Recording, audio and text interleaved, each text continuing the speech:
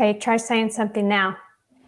Arrivederci, baby. Oh, hi, I can hear you now. Great. Okay. Looks like I have ear muffs on. Mm-hmm. Okay, so I know it's not 7 yet. And can you see the chat on the side as well? Are you able to see that? Yeah, there's a private chat there. Okay, and also, are you able to see the, like, this? Mm-hmm. Okay, just making sure, because... Oh, an anglerfish. Cute. Cute! So, yeah. So, hey, if you're a male anglerfish, you love that thing so much that you attach onto her body and stay there. Oh. Yeah. Oh. That's how male anglerfish find female anglerfish in the abyssal darkness. Oh. Yeah. They just grow into her body and, become a pair of testicles for her. See, I don't need this book. I just need you to tell me stuff. Mm-hmm. I do. I have a lot of useless information in my brain. Well, how are you doing? I'm struggling with... I got a little relief from my vertigo last week by the expedient of just popping my neck. It gave me about 4 days relief from it, but then it came back. But I think I now know where the cause of it is. It's in my neck, yeah. And I'm dressed in this bathrobe tonight because I have a sore on my leg that shorts or pants rub against and irritate it. So I'm just... I don't always dress like this, especially when I have company over. Well, I'm not anybody, so mm-hmm. You don't have to dress up anyway for me. Okay. And you're not telling me that famous and important people aren't listening to this podcast? I mean, you're on it and listening, so kind of both. I'm not famous. I'm notorious. Just a second.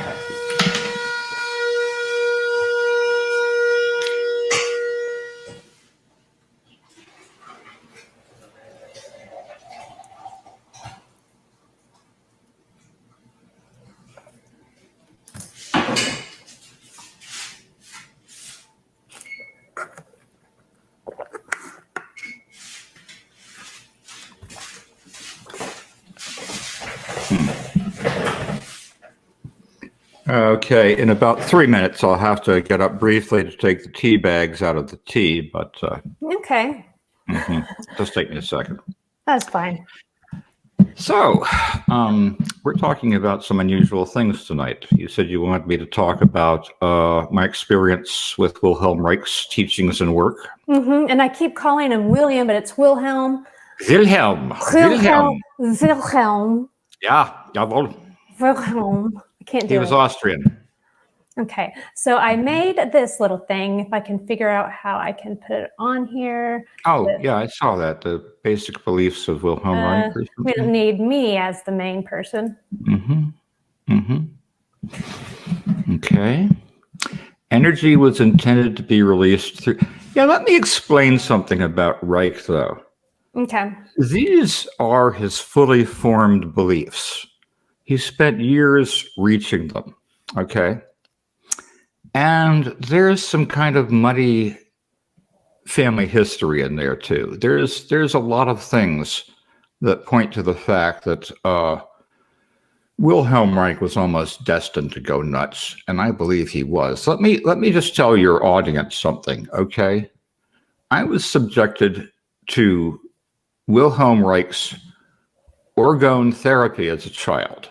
Oops, sorry. It was a terrifying experience for me. I was tormented by the orgonomist, who was not Reich. I was tortured by him physically, emotionally, and I was molested by him sexually. He did this to hundreds of other pediatric patients. His name was Dr. Albert Duvall, and he was a very close associate of Reich's.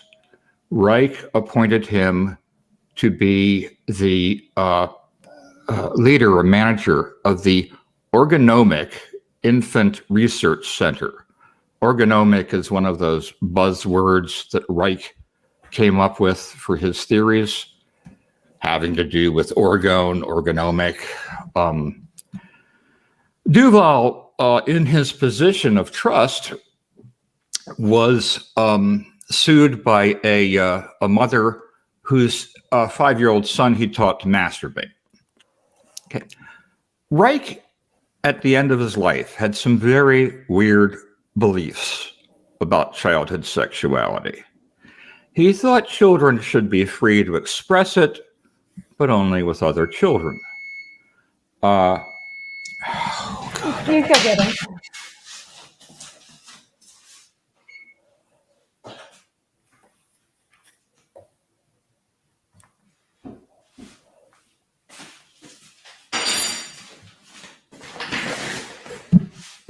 Okay. I think one of Reich's proudest boasts as a father was that he saw his 3-year-old son, Peter, who wrote a autobiography called Book of Dreams about Reich. He saw his son, Peter, having sex with a 5-year-old girl, and he thought that was wonderful. Oh. Now, I'm not going to criticize that, but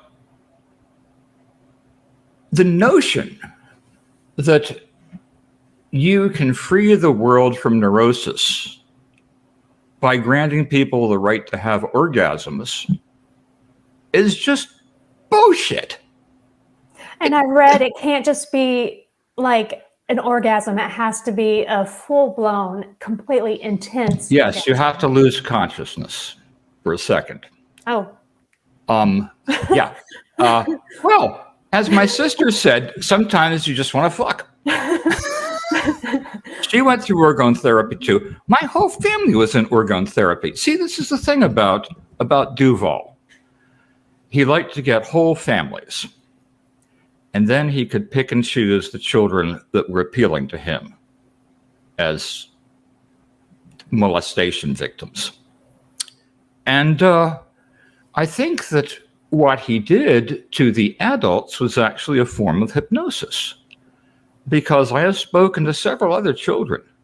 We all tried to tell our parents about what was going on in Duvall's soundproof locked office. They wouldn't listen. They didn't hear us. We told them. They didn't want said, to believe Oh, no, it couldn't be. He's a psychiatrist. He's a wonderful man. There's something about the 50s that you have to understand. Everything was psychological. Just look at the Hitchcock movies, okay? They start being about psychological phenomena in the head. And, I'm not just talking the murderer, I'm talking the good guy. Psychologists were almost revered. I mean, they were put on a pedestal. These people could do no wrong. They were the new saviors for a new humanity that believed in science. Only a lot of people disagree with the idea of psychology as a hard science. It certainly can't compete with chemistry or physics. Mm-hmm. But that was a general attitude towards psychologists then. And Duvall did not come to Reich de novo out of nowhere. He had worked at I guess what you would call an asylum in Tennessee before this. Okay. And he had a long history of joining organizations. So if you look at his curriculum vitae or his resume, it looks great, But a couple of these organizations are hypnotic organizations. And that's where I think the hypnosis comes into this picture. Now, back up a little bit. We're going to back up to my birth here in 1951, okay. May 9th, 1951. In fact, 10 a.m. in the morning, my mother is laboring on the labor table. And I'm coming out placenta previa, which is a very dangerous situation for both the mother and the child. The placenta comes out before the baby. It should come out afterwards, right? Mm-hmm. The afterbirth, that's what it's called. Okay. My placenta is coming out first. Supposedly Duvall was there and he, quote, saved my mother. saved both of us because of his knowledge about, bad childbirth or something. I don't know. What was the obstetrician doing? Got me. I was there, but, I can't tell you what went on. And there's no more details like of exactly what he did or anything? I've never heard them. Yeah. My mother never filled me in. Okay. I will tell you that my dad, my part of the problem also was that my mother's cervix contracted around my forehead as I was coming out. And my father said that I was blue from the middle of my forehead to the back of my head. Blue from the blood being cut off there by the power of the cervix muscles on my forehead. So a lot of what Duvall did was very painful squeezing of my forehead, to release the tensions, as he said, that I had gotten from this traumatic and difficult birth. I wonder if Duvall could have done something to make the birth harder for my mother because he wanted me as his victim. I just don't know. I wouldn't put any evil past this man. Obviously, someone who molests hundreds of children is not Mr. Rogers. He is Joseph Mengele. And as far as I'm concerned, Duvall was one of the most evil men in the world. He took something that was trying to be nice. Reich's children of the future concept which was that if you could raise a whole generation without neurosis. If they all got, the needed therapy, or their parents got the needed therapy, that was Reich's idea. Duvall, I think, had rather the opposite idea, and Reich trusted him so much. He was even one of the guys who spoke at Reich's funeral. But to go back to my birth, very difficult birth. So I was in orgone therapy, I'm told, from 2 weeks old. And I stayed in it for about the first 7 or 8 years of my life. Now, my memories begin at around 5. That's where I can really trust my memory. And my memories about Duvall being brutal and causing me a lot of physical pain are contiguous. In other words, I've never lost them. The memories are still there. The memories of his sexual molestation, however, didn't really start to occur to me until about 1985. I was still reading Reich's books then, and I was married to my first wife, and she had some experience as a psychologist. And she said, you display the profile of an abused child.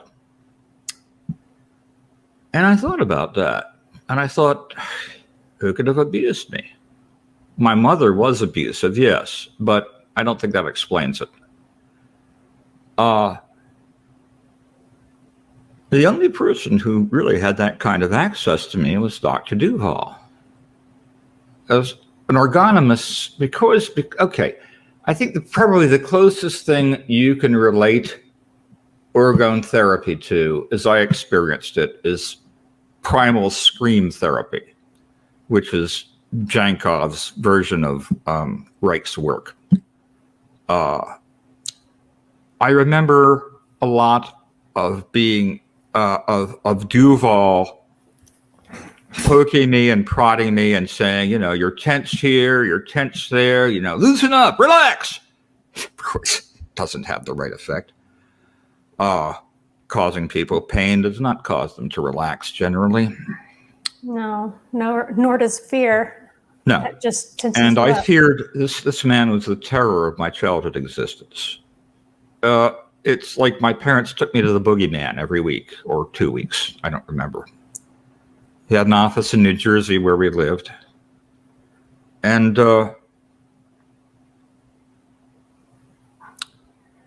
this just went on for years. Now,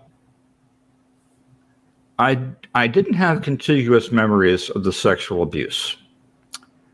I began to suspect that something was wrong, though, in the 1980s. And in the 1990s, when I had a job with a newspaper out west and I had medical insurance, I very carefully picked a psychiatrist who was skilled in PTSD.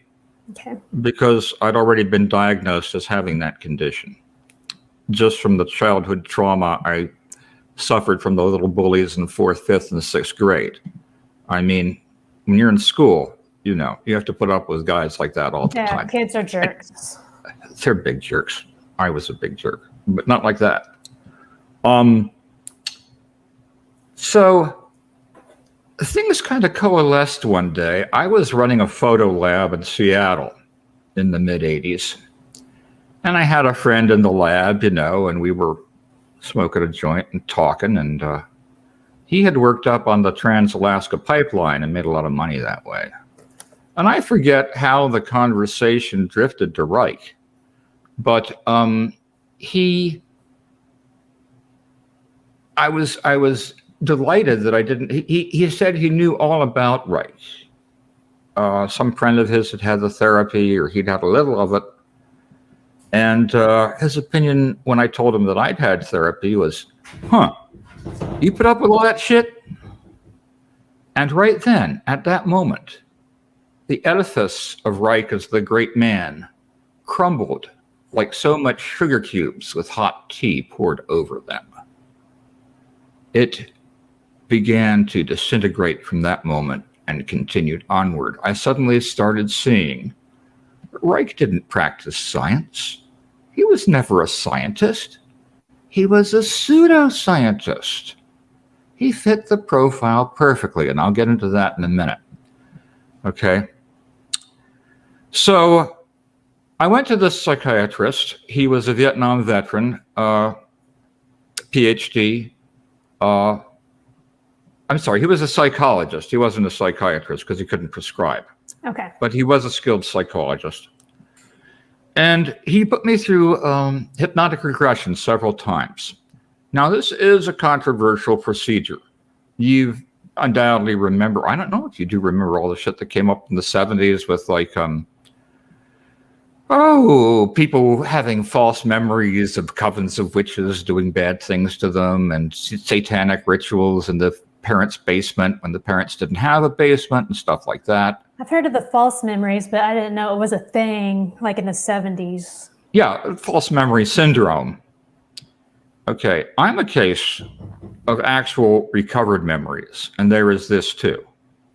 Because I confirmed all this later on with several other people who had been treated with my own family members, and by some explorations by my brother, who is himself an orgonomist. However, he is a very sensitive person who relates to his patients intently. He uses gentle and playful methods when dealing with children. He does not sexually molest anyone. And I know he is also very concerned about the welfare of his patients because several years ago he flew down here unexpectedly and said, one of my patients just committed suicide and I've got to get away for a while. Mm-hmm. So, that happens to a psychologist or a psychiatrist. Patients do that. Anyway. Did he have, do you know if he had any issues of being abused as well, like you did? No, he received very little treatment from Dr. Duvall, even though he had also had a difficult birth. The umbilical cord was wrapped around his neck, but Duvall said he was okay. Now, Dr. Duvall did treat my older sister, Sally, and I asked her what went on in there. And she said, well, he'd usually try to convince me that I was angry at Daddy, our father, Millard. And again, this is a common trick that child molesters use. They convince you that, your problem isn't really with them, it's with somebody else. He'd have me get really mad at Daddy, and then I'd kick and scream and pound on the bed, and I'd have a catharsis, and then he'd put me on his lap. Now, you're completely naked when you're on the couch with an orgonomist, okay? I didn't know that Completely part. naked. Nowadays, you can wear panties and a bra for women. But back then, that was so the ergonomist could see all your muscles. I guess the ones in the back don't count, but she said that Duvall would have her sit on his lap while he told her comforting things and stroked her hair in the nude. This is not acceptable psychiatric practice. Duvall died a natural death, which I think is very unfortunate. Because when I recovered the memories of him molesting me, I was so upset and angry. I would have bought a 45, and if I'd had a car that could made it from New Mexico to California, I would have gone to LA and blown his nuts off and watched him die slowly. Put the gun down, unload it, put my hands on my head and surrender to the cops. I'm sure I would have gotten psychiatric time, because I think, and this is where this gets into my being a zoophile too. I attribute this about 50% to Duvall's molestation of me, and about 50% to my mother's incredible neurosis. Now, let's go back even further, okay? Obviously, my parents were into this. I wasn't. My sister wasn't. My brother wasn't, okay? And by the way, you're seeing me without teeth tonight because I've had them all pulled because I'm going to get dentures. That's fine. Yeah, I didn't bite anybody, honest. My mother, Josephine Rhodes Brenner, a very tragic person. And sadly enough, one that I'm sad she was my mother. There were lots of other women out there that I think would have made much better mothers. Now, what happened to my mother? I never heard this from her. I heard it from my sister after my mother died. She died in 1999, just a few days after Stanley Kubrick, my favorite director. Anyway, when my mother was a little girl, the memory is that she came up with in therapy. She was raped by an older brother. He was in the Merchant Marine, came home from sea, and raped her when she was 2. Yeah. Even my dog's upset about that. Yeah. Hush. He's mad. I don't blame him. Her.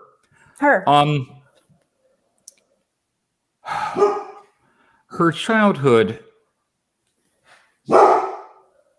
was it was just terrible. She grew up in Britain in the 1920s. She was born in 1916, I think, or 17.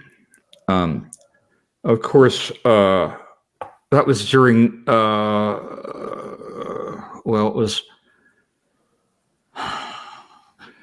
she was orphaned by the time she was 8. Her father died when she was 5. He was a well-to-do man. He ran a hotel in Hull, which is a city on the River Humber on the east coast of England.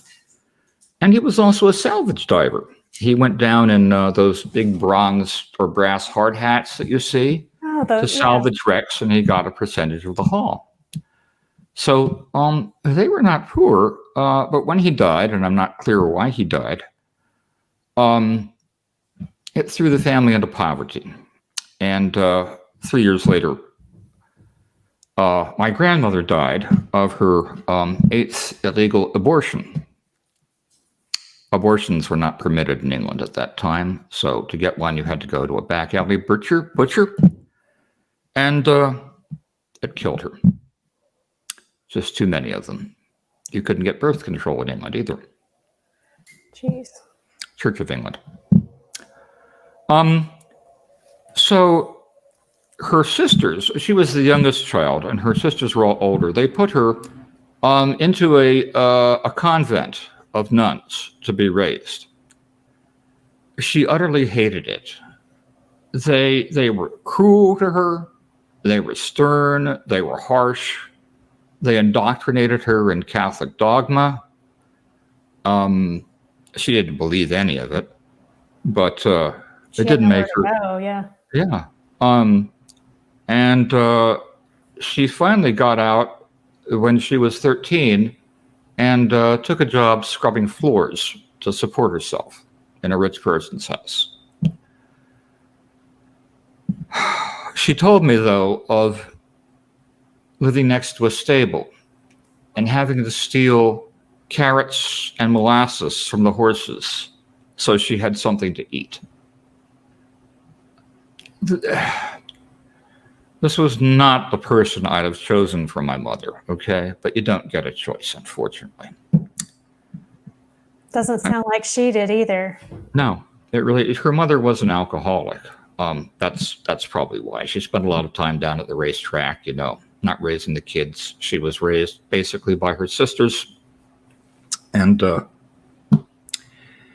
anyway, she made something of herself, as she put it. She entered the Royal Air Force. Oh, thank you. It's very nice.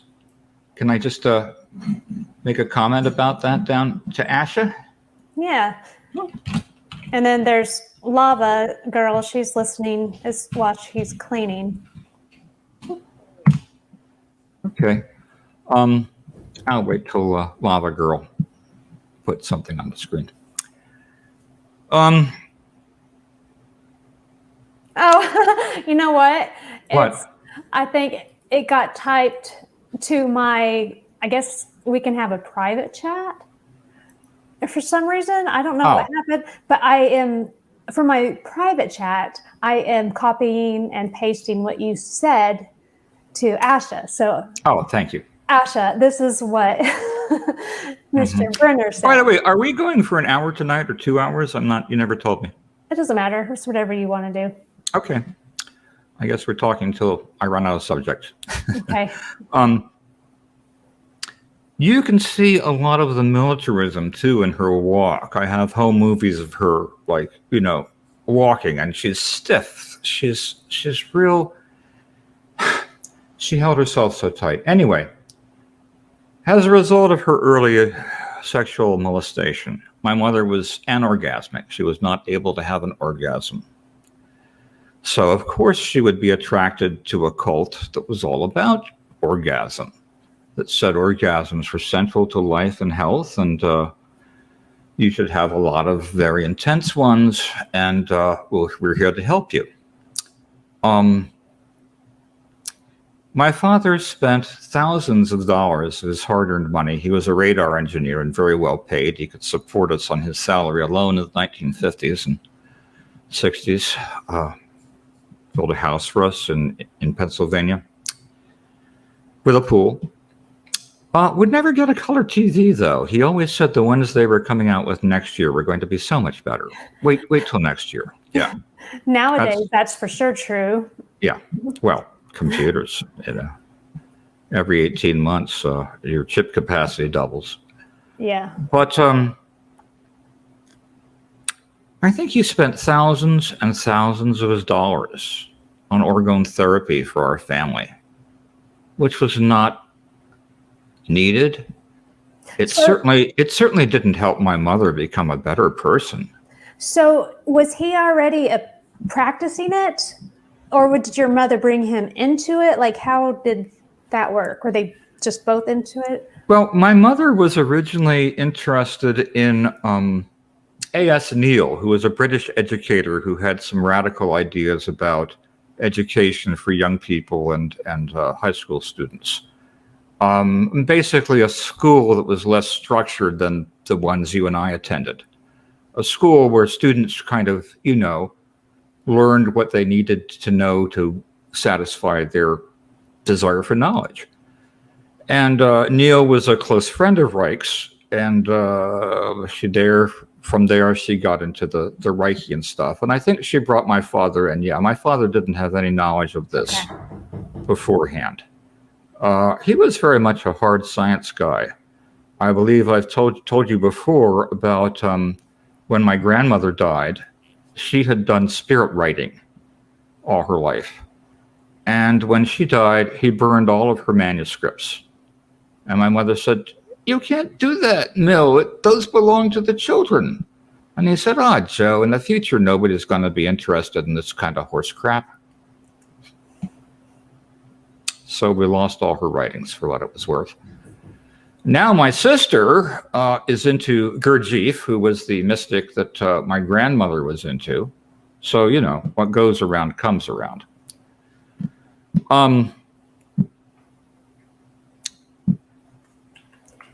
My father, though, did have a vulnerability also. And you can see it in his eyes in the official company portrait of him for the firm he worked for, General Electronics.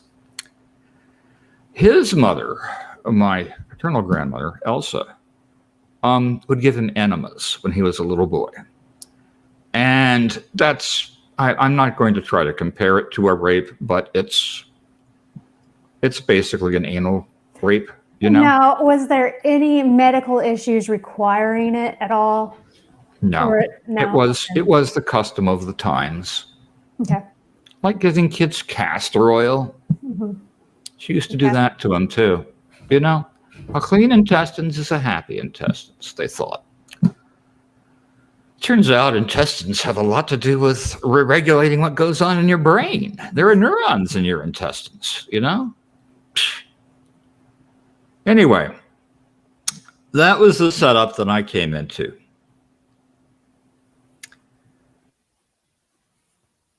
What did Duvall do to me? I recalled on the last day of this regression therapy, I had been through all the physical pain that I remembered. And that was contiguous, as I said. I had never forgotten that. But on the last day, my therapist agreed to try regressing me one more time. And I went back to Duvall fellating me. Now, this is really horrible. He had yellow nicotine-stained teeth, and he smelled of cigarettes. He almost chain smoked constantly, except it was when he was in therapy with somebody. And I begged the psychologist to distance me a little bit from these memories, put them on a TV screen or a movie screen. You know, don't leave me in the middle of them. He didn't do that. I had to experience them firsthand. And as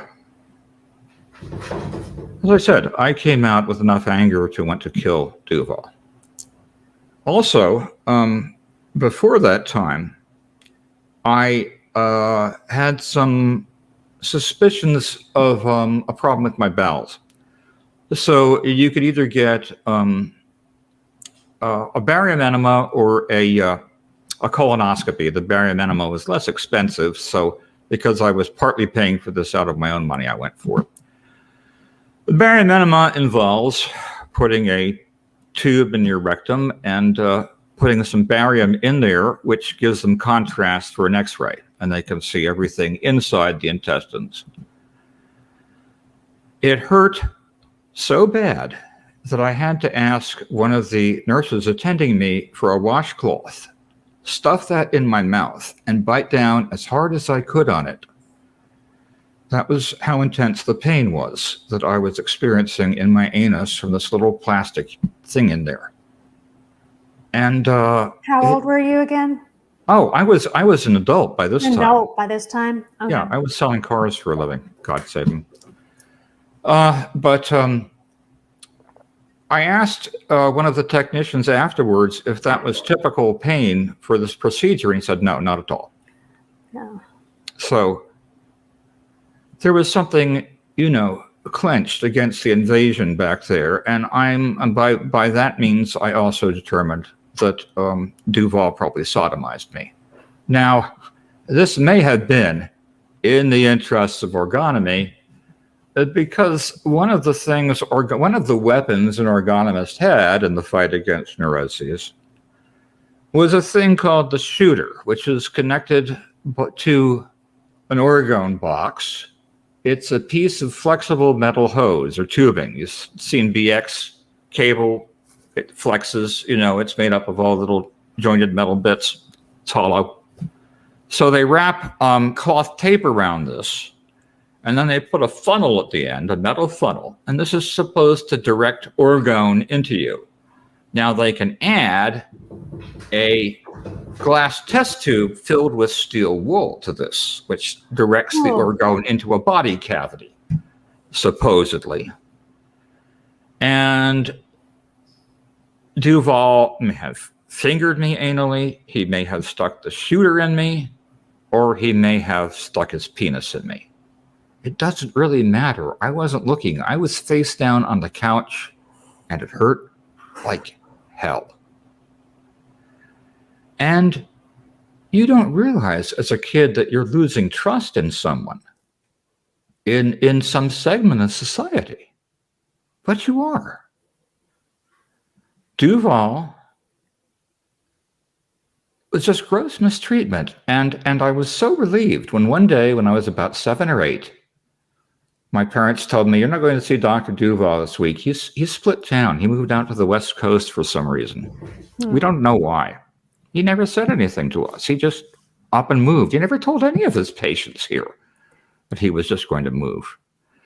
Well, out in LA, Duvall was just one of a million, weird practitioners. Sean Connery was one of his patients. Paul Newman and Joanne Taylor, his wife, were patients. There's a picture of Duvall showing off his Cloudbuster, which was a Reichian invention for weather control. I'll see if I can find a picture of him, and I can. Yeah, thanks. I do have some. I was thinking about sending you some before the broadcast, but I didn't get around. Yeah, I'll look real quick. Mm-hmm. Albert Duvall. Anyway, let's dwell on Reich a little bit, and let me tell your listeners exactly what he was into here. Yeah.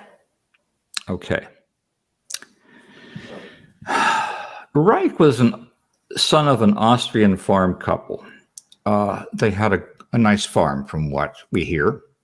He wrote a book about his youth, which I haven't read. I gave up reading all of Reich's work after I discovered this. It's just so much shit to me now, All the nice words in the world, all the radical theories in the world, all the orgone energy in the world don't amount to a hill of beans. If the people who you say are trained to practice your medication, your system of medicine, don't treat people right. It's hollow, it's phony, it's false. Okay. Reich, Wilhelm. When he was 14, he caught his mother in flagrante delicto. I think that's the term. She was cheating on his dad. Okay. And he told his dad about it. His mom committed suicide. I think this was a terrible burden on young Reich, but so, he never mentioned it.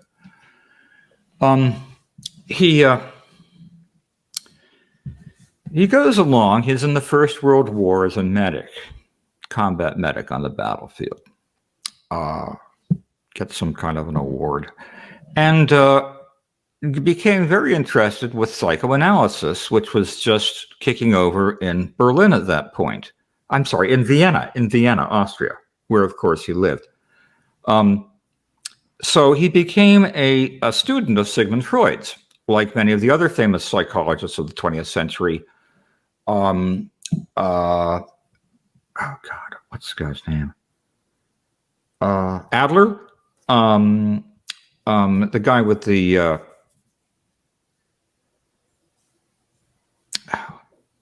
what was the Jung? Yeah, Adler, Jung. In fact, Adler, Jung, and Reich are known as the Holy Trinity, although I think Reich doesn't belong there. Excuse me a second. Okay. Okay, there. Anyway,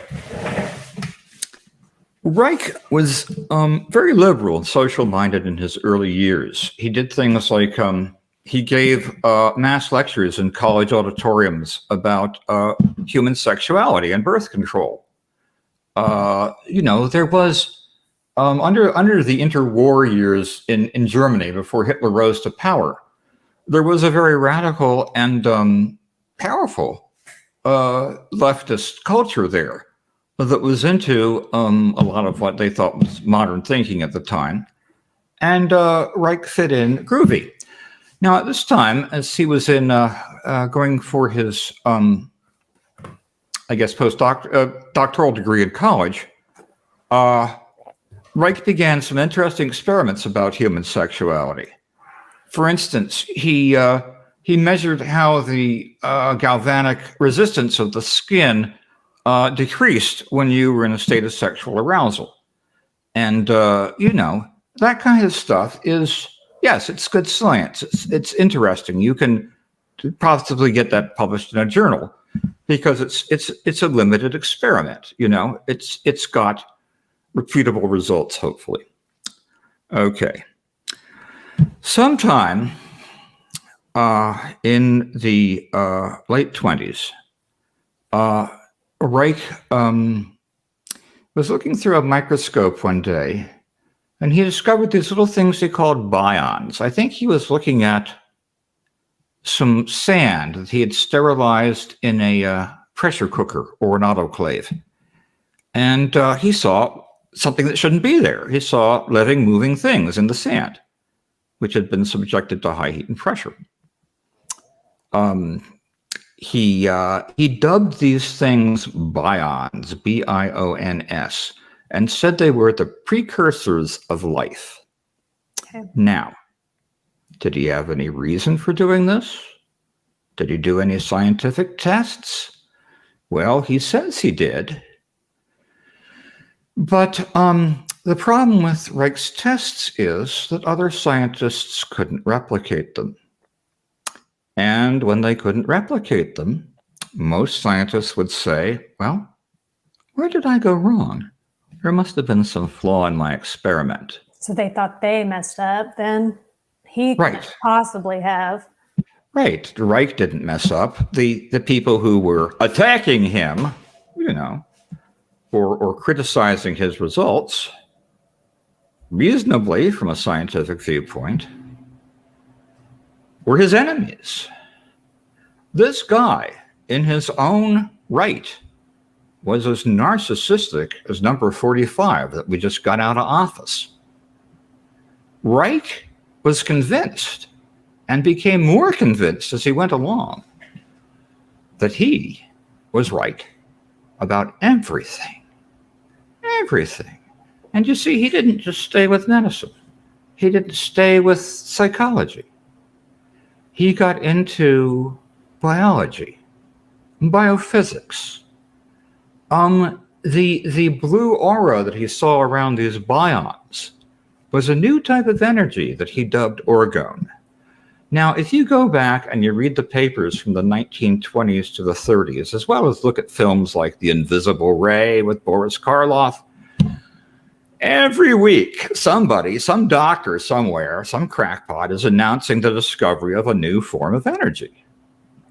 Energy Z, energy Y, And this goes on, for years. None of these ever pans out. Reich's never panned out. But he insisted it did. And his criticisms of the critics evolved into the emotional plague.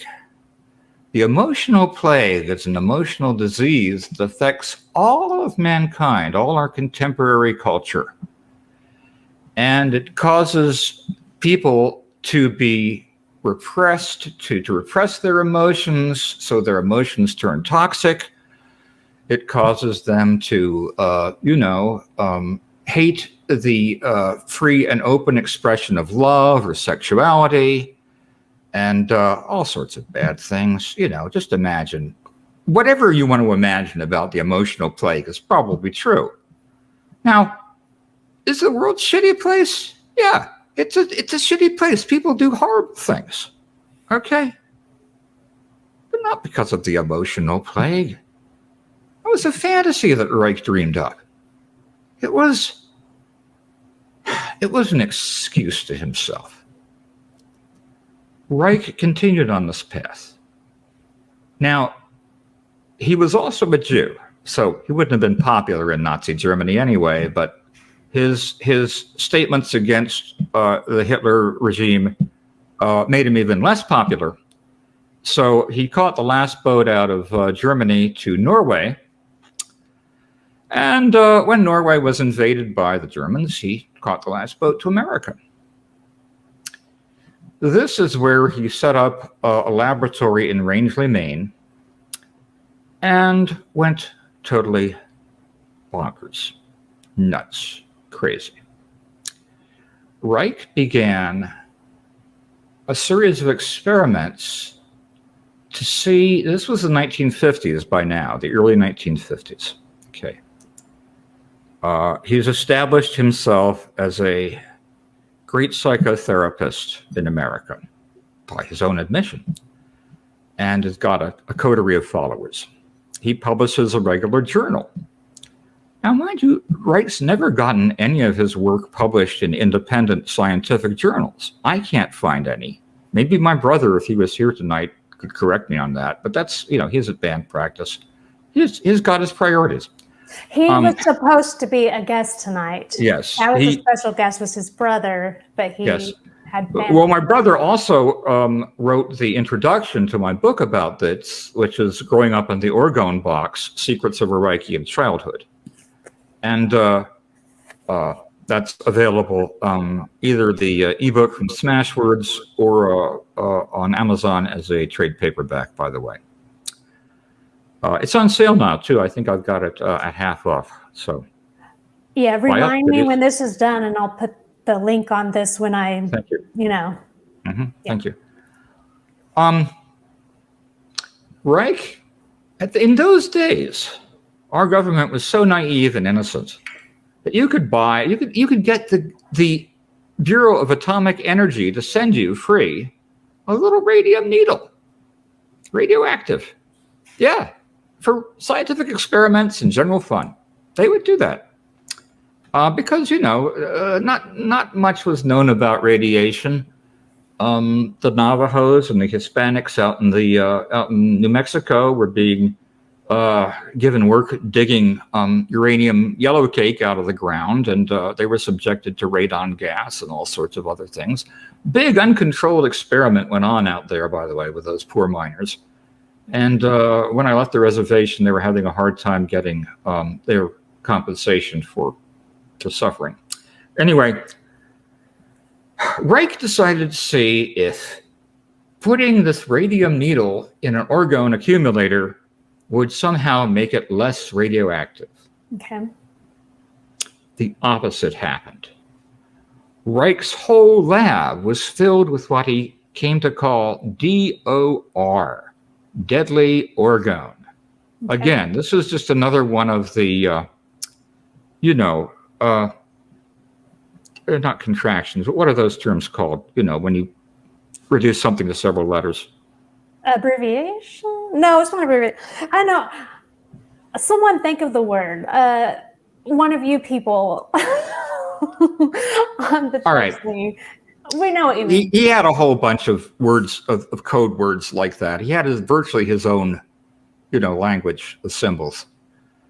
The whole lab became filled with DOR, which manifested in everybody in the lab feeling sick, and the blackening of some rocks. We had a rock wall that was blackened by the DOR emanations.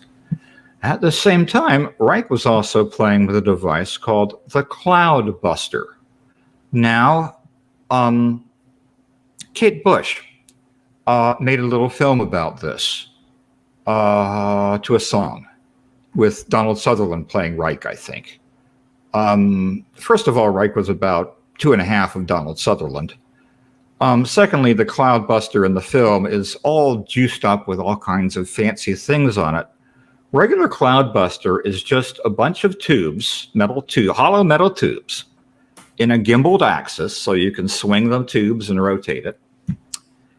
And the tubes are connected by more of this hollow, flexible BX cable to a body of water. Ah, yes, there you go. You can see the tubes and the hollow metal BX cable there. Yeah, good. Thank you. You're welcome. These things are utterly crackpot inventions. The idea being that the tubes somehow draw the orgone in to the water. Because orgone, as everybody knows, is attracted to water. Orgone also is blue in color, and it moves in spirals, which explains everything from the spirals of DNA. Yeah. Okay. Yeah, there we go. He had 2 wives, I think, or maybe 3, I forget. Yeah, I know he left his, I guess when he got into like doing all the sexual clinics and stuff. Mm-hmm. Yeah, his first wife. Yeah, he left them, and when he went to America, he got a second wife and then had a son. Mm-hmm.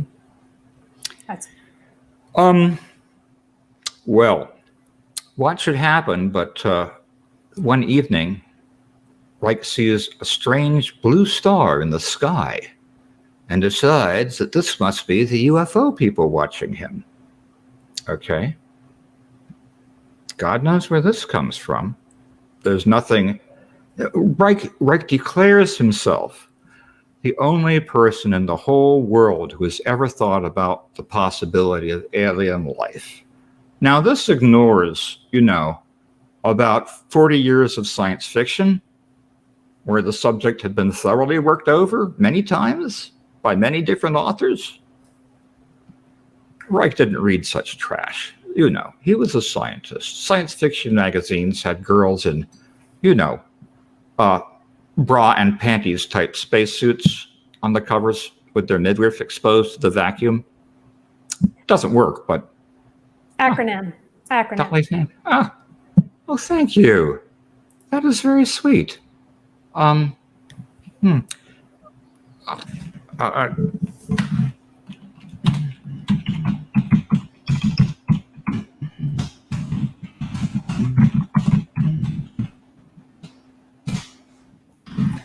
still don't know why.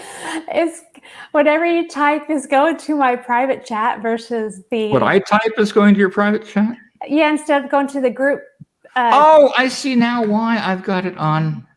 Because I'll copy and paste what you just. That's what you just did. Yeah. But yeah, so I think you just keep messaging me to the private. No, I had it on private chat. I didn't realize. I thought there was a. Okay. Anyway, I can see now. Yeah, so Are you drinking water? I guess that's a question to you. It is because yes. That's me. Yeah, anyway. Flying saucers. Well, America in 1950s was more crazy about flying saucers than we are now. They were being seen over Washington, with radar visual sightings confirmed and dismissed by the Air Force as unusual weather patterns, something like that. But Reich had to go and get involved with him. He had heard that there was a bad drought out west. So he put one of these cloudbusters on a carriage and took along an orgone energy motor that he had invented, which supposedly ran more efficiently because it used orgone energy or something. He gave this to one of his good friends and said, "Give this to the Air Force. They're the only people that really appreciate me." How did Reich know the Air Force appreciated him? How? Well, when he was doing his cloud busting experiments, 2 jets would fly by and they'd draw an X in the sky with their contrails.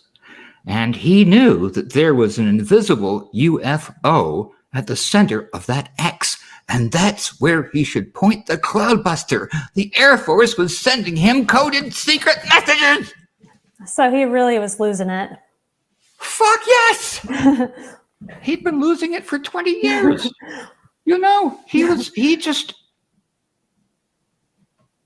And, it wasn't his problem. The world rejected him because the world was a plaguey place, And even today, you'll find people who were fans of Reich. Oh, he's a plaguey person, It means they're uptight, rude, inconsiderate, whatever you want it to mean. Reich, okay, the guy with the motor, Reich's trusted assistant, I forget his name, goes to Wright-Patterson Air Force Base and says, my master sends this motor to you for the Air Force to use. It's wonderful. It's more efficient because it uses orgone energy. The Air Force says, what? It says orgone energy, the great discovery of Wilhelm Reich. The Air Force says, demonstrate it. So the guy demonstrates it. The Air Force is not impressed. Don't call us, we'll call you. The orgone motor disappears from history. But Reich continues out to the desert in Arizona, where he sets up his cloudbuster and proceeds, after a terrible 6-month drought, to make it rain in the desert. Yes, he really does. I think it rains. Yeah. I think this quote right here. Well, this is in Maine, but yeah. Drought. Rain began to fall shortly after 10 o'clock Monday. So I'm sure he did it in several places. Yeah. He eventually, Reich ran afoul of the, there were several bad articles about him. There was an article in the Saturday Evening Post, which was a glossy magazine at the time, by a woman who was, I think rightly, very critical of his weird sexuality theories. She didn't even know what was going on, in Duvall's office. This was just the stuff that Reich was publishing and talking about that was getting people upset. You have to remember this, the 50s were also an incredibly sexually repressed time. I mean, when the Ed Sullivan Show would only show Elvis Presley dancing from the waist up. Yeah. Okay. Anyway, Reich runs afoul of the FDA, the Food and Drug Administration, because while he's gone, one of his assistants ships an orgone accumulator across state lines. Now, the FDA had gotten an injunction against him doing this. The guy did it anyway. We don't know whether it was to make a point or just a simple mistake. But the FDA came down on Reich like a ton of bricks. They literally raided his laboratory. They grabbed everything having to do with the orgone accumulator box.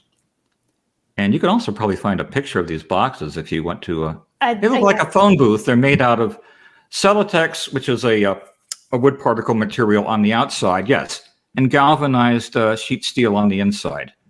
Yeah, and the accumulator does just what it does. All it is, I can find out, all it is a weak electrical capacitor. So you're getting a slight charge, electrical charge, not orgone charge, when you're inside. But he never proved that these do anything. He even wrote to Einstein about these results of the Orgone Box, and Einstein considered the matter and wrote him back a very temperate letter, suggesting that there was just a thermal effect to account for the difference that Reich was seeing. And Reich said that his work had been misinterpreted by a a representative of his who later turned out to be a communist. So anyway, the Reich-Einstein affair is famous among Reichians, and nobody else outside of them knows anything about it. He never denounced Einstein. It was always there's some other guy that worked with him. Anyway, the FDA took all his stuff, all his writings, all his Orgone energy boxes, any books or anything that related to the Orgone boxes. Also, Orgone blankets that Reich had made, which were flexible blankets that you could wrap around an arm.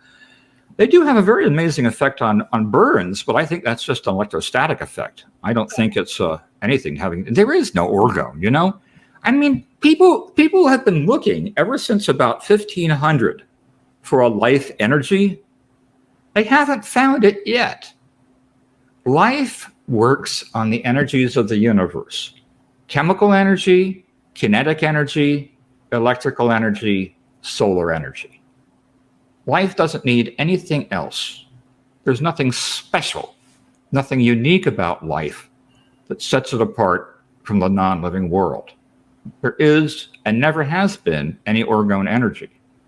But you can't convince his believers of that, including my brother. Now, my brother will acknowledge that, the recent tests that have been performed don't look very good.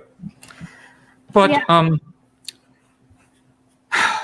the FDA ended up burning 6 tons of Reich's books, papers, Orgone accumulators.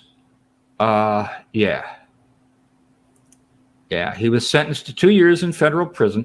But you see, this is the only book burning that I know of that the American government ever carried out officially. And it's weird. I don't think anything justifies burning somebody's books, because that's a technique right out of Nazi Germany. Yeah, no, right. So he dies in prison. His followers say he's murdered, because his Orgone motor posed such a challenge to the auto industry and the oil giants. And, Orgone energy could, who knows what we could do with it? I mean, he started out saying this was a biological energy and ended up saying it was responsible for everything. Light, gravity.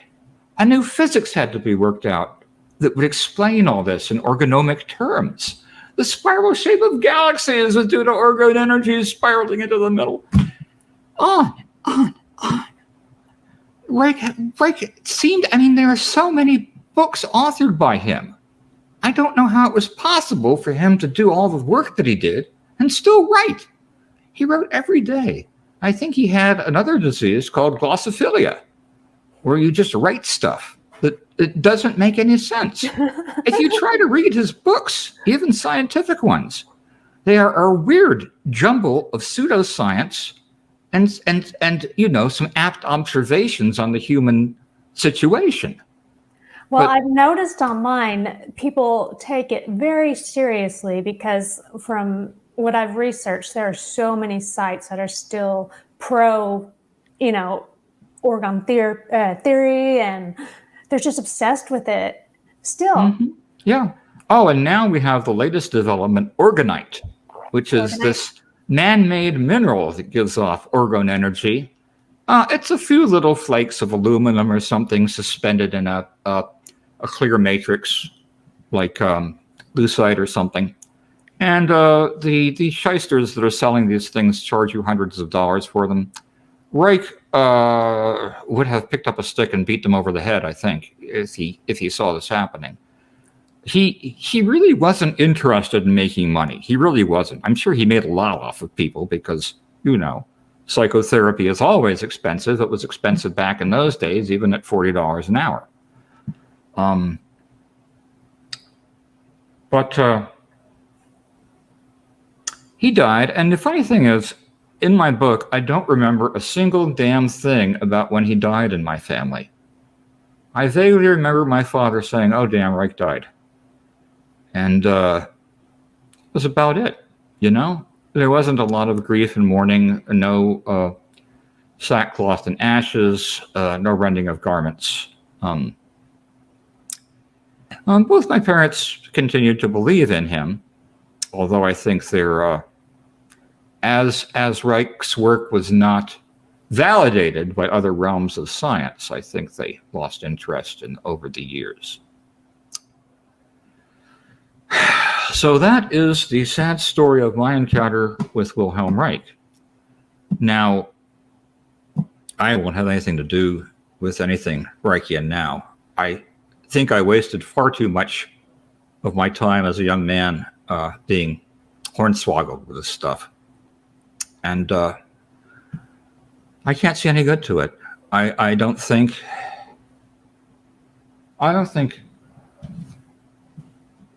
the orgone therapy that I had was basically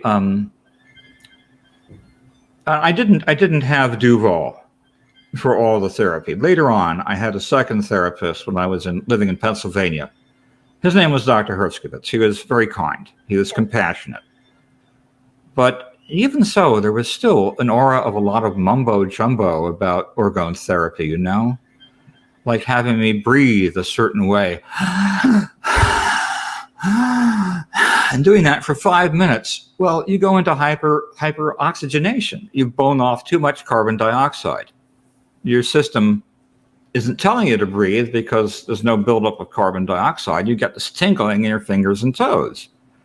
And I spastic little movements and things. And he said, "Don't be afraid. You know, that's just what happens. It'll go away in a few minutes." I remember leaving his place feeling warm, relaxed, and cozy. And then I had to go home to my mother, who was a piece of work. I already explained that she was anorgasmic. She was hysterical most of her life. My two siblings and I all agree on the fact that she probably would have made a great bull-dyke lesbian. Yeah, I remember from our last conversation that we had, she like never presented herself as a woman. Like she's just never dressed nice, never did makeup, never did her hair. I mean, just did not do anything like that at all. Well, she did, but so infrequently that it was always startling to me when she did. Okay. I mean, she looked like a different person. Sometimes my parents would throw a party, you know, and have some people over, and she'd dress up for that. But no, she was not a really feminine person. Yeah, that's what it was. That's what you and said. She certainly wasn't a font of love or reassurance for me. She was harsh. She nearly killed me one time, having me balance a stool on a bunch of bricks on steps so that I could paint the ceiling of the stairway that led up to my sister's room. I was 10 at this time, okay? And I was only on the chair for about 30 seconds before I tumbled down the stairwell in a pile of bricks and splashing paint. And somehow my ass landed in the paint pan and I tobogganed down the stairs on that. That's like a cartoon. None of the bricks hit me. I was astonished to find myself at the bottom of the stairs, a live hole surrounded by bricks and, paint. My mother came out of her bedroom, which she'd been painting, and said, "What's the matter? Did you do something wrong?" She had a Yorkshire accent, and she sounded like a Monty Python character when she was angry. She really did. No acknowledgement that she'd done anything wrong. No acknowledgement that she'd put me in any grave danger. No apology. She just said, "Oh, clean it up and then you can go out and play. I'll have your dad do it when he comes home." That was the kind of treatment I got from my mother. And between Dr. Duvall and my mother, I think I'm pretty soured on human beings. as sexual Yeah. partners. Yeah. And that's why animals started looking pretty good. Animals are soft, they're warm, they're cuddly. Dogs, if you have a dog, they're friendly to you. You've had a very bad experience with people from day one. Yeah, I have. Oh, I see it's almost 9:00. Let's drop Reich back in the hole where he belongs, put the cover on tight, and move on to something else, okay? Okay. Yeah, I'm not going to find a picture of, I'm not going to put a picture of Duvall on here. I don't want you to see a picture of him. It won't matter to me. You can show all the damn pictures of him you want. There's just one or two on the internet anyway. I know. I've been sitting here looking, and I'm like, there's hardly anything. He's not a well-known figure. Yeah. Yeah, you don't hear any mentions of him. No, and of course, Reich got after a female practitioner. Sachs was her name, Felicia Sachs, who was supposedly doing some dodgy things with her patients. But he never bothered Duvall in the slightest. Duvall, I don't think he ever knew that Duvall was doing this stuff. He wouldn't approve of it if he had. But Duvall was getting away with murder right under Reich's nose and in Reich's name. Yeah. That's a shame. You want to know what it takes to produce a zoophile? I think it takes really intense sexual trauma. And a general loss of faith in humanity at a very early age, because this isn't something, they used to say, gays, they pull other kids into being homosexuals. You can't do that. You can't switch your sexuality on and off like that. Just try being a different sexuality for a day. If you're straight, try being gay. If you're gay, try being straight. It doesn't work. I taught myself to respond to women. And that's how I fathered a daughter. Women make wonderful sex partners. They make great lovers, wives, playmates, not the Playboy kind. But it took me a long while to appreciate that. It took me a long while. I understand. Yeah. Okay. The other thing that you said you wanted to talk to me about tonight was my participation in the religion of Wicca, which I was enjoined to for 20 years. Yeah. How I got into it, how I got out of it. Well, I didn't know anything about witchcraft as a kid. Kids at Halloween would say, "Oh, don't go down to that house. They're witches. They'll get you." But you went down there, and they turned out to be a nice old couple, They were giving you punch and candy apples and stuff. So, okay, they were wrong. TV shows. Not many TV shows in the 1950s and 60s mentioned witchcraft. One of them, I remember, was some kind of a detective show where they had the suspect, and he described the ritual as the Mad Mother began dancing or something like that. And that is from Kali worship, which is a Hindu form of witchcraft. Really? Kali is very highly revered. She is not considered evil in Hindu culture. Kali is the goddess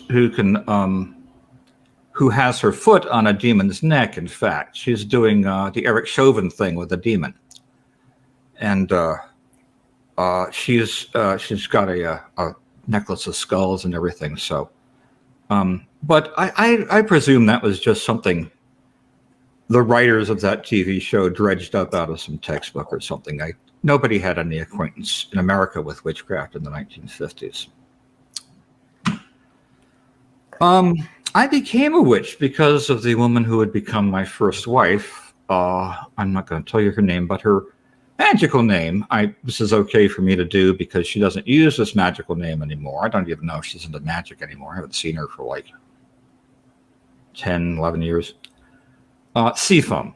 She was a short Seafoam. She was a short blonde woman, very attractive. I mean, when I met her, she had a Playboy figure. She really did, and very short, very cute. And I met her because I had gone from Florida to Washington State to make a documentary film about killer whales with an old friend of mine from college. Well, the old friend turned out to be a major bozo. He completely screwed up the trip and screwed up the film for everybody. And I ended up basically stranded in Seattle. So I took up residence with this guy who brought me home, so I could do handyman work for him. He was a chemist, about my age, a little older. I was in my late 20s. This guy was not particularly picky about the women he dated. He would date anything, with 2 legs and an XX chromosome, including, I think, chickens, but I never saw him with one. So, no, don't ever try to have sex with a chicken. You'll kill the chicken. You break a bone in it. Anyway, my friend brought home a number of really strange women. And my first wife was among them. She and I discovered that she liked talking to me more than she liked talking to him. And eventually, we said, what are we doing in this place anyway? Let's move out and live together. So we did. We moved into our own house. We started having sex and started a relationship. And one day, her mother came to take her on a herb hunting expedition out in the woods. Okay. And I sat there all alone. And I thought, something is really missing from this situation. Could it be that woman? I ought to marry her. So I did. And she was the mother of my daughter. Very difficult pregnancy because she had hyperemesis gravida, which means you throw up a tablespoon of water. And in fact, we went through that twice. The first time, the doctors didn't have any choice. They said, look, if you give birth, your chances are, okay, we can give you a anti-nausea drug, a very strong anti-nausea drug. That's the only thing we know that will cure us. But the chances are very good that you will have a deformed fetus. Or we can put you in the hospital on 24-hour care until you deliver, 6 months from now. Needless to say, my wife took the drug and had an abortion. The second time, several years later, when she got pregnant, now that was an interesting circumstance, you see. This gets back to Wicca. My daughter is here. I am convinced. Well, not quite, but almost, because of a magical ritual we did. Really? Yes. My wife, Seafoam, oh hell, her name was Leslie. Leslie and I were going through some hard times. And we said, let's do a ritual for some more money. So we set up a magical ritual for the specific purpose, using the right colored candles and the right oils and the right symbols and things. And Leslie had a couple of problems, and one of them was that she was slightly dyslexic. Okay. So her job as the high priestess was to invoke the gods. And she said, we are doing this ritual to give ourselves posterity. I said, Leslie, you meant prosperity. She said, oh, did I make a mistake? 9 months later, of course, it didn't help that we closed the ritual by making love, but well, 9 months later, Taya was delivered. She wasn't born. She was delivered by C-section, but that's how she got here. So, When I believed in magic, I did believe in things like that. Okay, so I go ghost hunting sometimes, and one of them is supposed to, I don't know, does Wicca and picks up and stuff like that and senses things. And One of your fellow ghost hunters, you mean, or the ghost? no, one of my fellow ghost hunters. Okay, yeah. And I guess spells like Wiccan spells, if they do them a little bit wrong, supposedly it can have horrible consequences on the actual intention of the spell. It might be completely different, and I don't know, it could release a demon, or it could release something different if every little thing. You know what you do when that happens? Run. You call Ghostbusters. Yeah. Or you break out the asafoetida, which is a really foul-smelling herb, and you burn some, and that gets rid of anything. That will discharge all the negative energies like Limburger cheese does. Oh my gosh, my dog's toots will do that. They're so That I bad. think is a little too much information for me today. It was bad. Anyway, yeah. So anyway, Wicca. How did we get here? I washed up in Washington State. I moved in with this woman, and she was a witch. She had been trained in a feminist coven down in Redlands, California, where she went to college, University of Redlands or something like that. And there are about as many different flavors of Wicca. You see, we're used to thinking of religion as confining your behavior. Religions pretty much tell you what you shouldn't do. Yeah.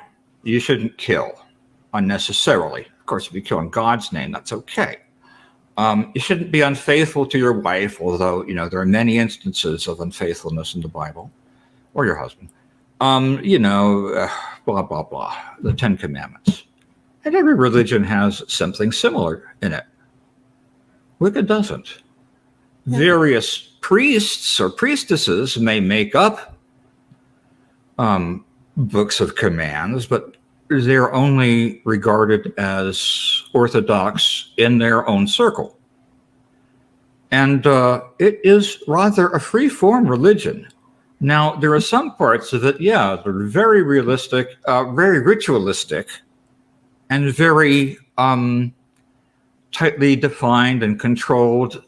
They verge on what's known as ceremonial magic, which is something a little different. Wicca is done essentially for celebratory purposes. The high holy days in Wicca, starting at the beginning of the year, are, let's see, Yule is one name for it. It's Groundhog's Day, but I can't remember the term for it. Yeah, it's February 2nd. Then there's the spring equinox, May Day, the summer solstice, August 2nd, which is Lughnasadh or Lammas, when you celebrate the first harvest, fall equinox, Halloween, and back to the winter solstice again. So you go around in a circle. And that's referred to as the wheel of the year. Okay. Wheel in the sky keeps on turning, blah, blah, blah, you know, that song. Okay. Yeah. Uh-huh. What we think that comes from, okay, because think about it. A gatherer culture would celebrate what are called the cross-quarter days. Lughnasadh, Halloween, I can't remember its name, and May Day. Those are days that are important for agriculture, a settled kind of civilization and economy, the beginning of civilization. The cross-quarter days are more symbolic of the hunter culture, because in the winter, the goddess loses her power and the god reigns supreme, or has the most influence, I should say. He doesn't reign supreme, but you see, Wicca is also a religion that is polytheistic, that is pantheistic, and that is feminist. There are a god and a goddess in Wicca, just the same way as there are male and female in life, and virtually all life that we know of. There aren't that many hermaphrodites out there, and probably with good reason too. I mean, "Go fuck yourself" is a real saying to a cease. Yeah. Anyway. Oh my goodness. That was a good one. Thanks. To a sea slug, I said, because you were laughing over it. So, animals like to fucking be fucked. And that's one of the reasons why we have sex here. The other reason, I guess, is it lessens the odds of parasitic invasions, because you're mixing the chromosomes every time. Instead of having one organism, continually recreating itself, that would leave you vulnerable to the first disease or parasite that comes along if you throw a different bunch of chromosomes into the mix. That's why we have sexual reproduction and why we have two sexes, because 2 is the minimum number you need for, to mix it up.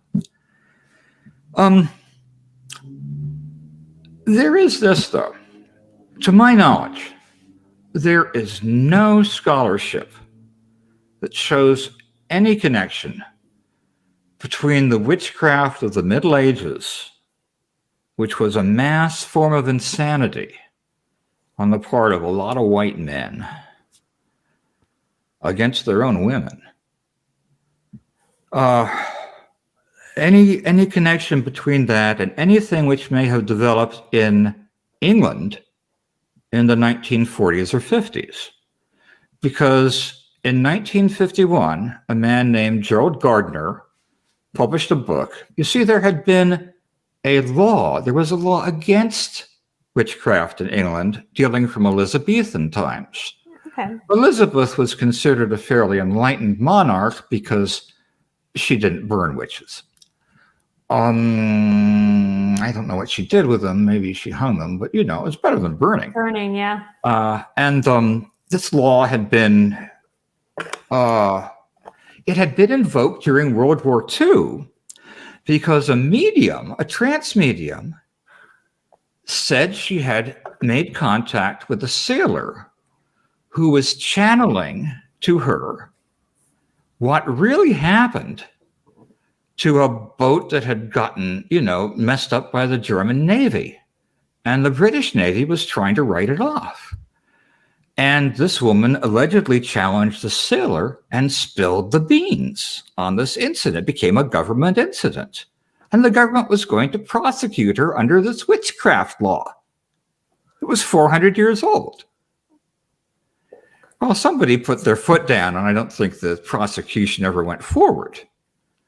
But after that, Gerald Gardner published this book, High Magic's Aid, which is a novel, probably not written by Gardner so much. He was an illiterate. It was probably written by the high priestess of his coven, whose name was, oh gosh.